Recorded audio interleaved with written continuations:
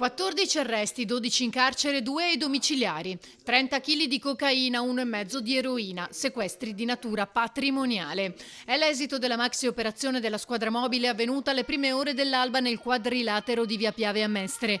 Oltre 100 gli agenti impegnati nell'operazione con il supporto delle squadre mobili delle altre province del Veneto e del reparto prevenzione crimine di Padova. Un'indagine durata 2 anni e mezzo, avviata nell'ottobre 2021 grazie alla segnalazione di un residente.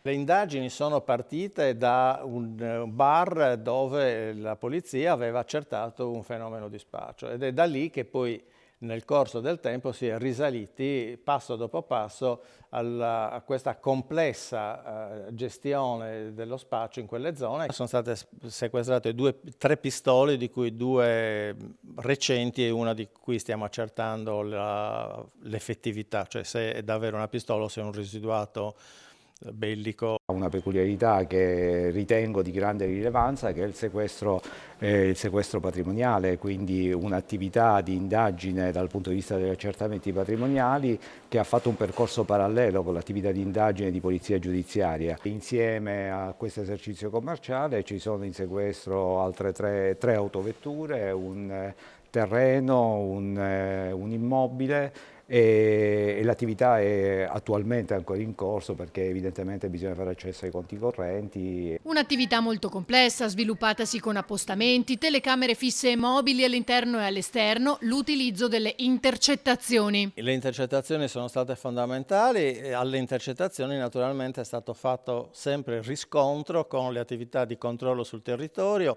con le videoriprese e con le indagini classiche che devono ogni volta essere fatte per vedere se le intercettazioni hanno un effetto reale oppure se si tratta di chiacchiere tra amici. Oltre ai 14 arrestati di nazionalità italiana e albanese, sono stati eseguiti anche 20 decreti di perquisizione personale e locale nei confronti di altre persone per un totale di 34 indagati.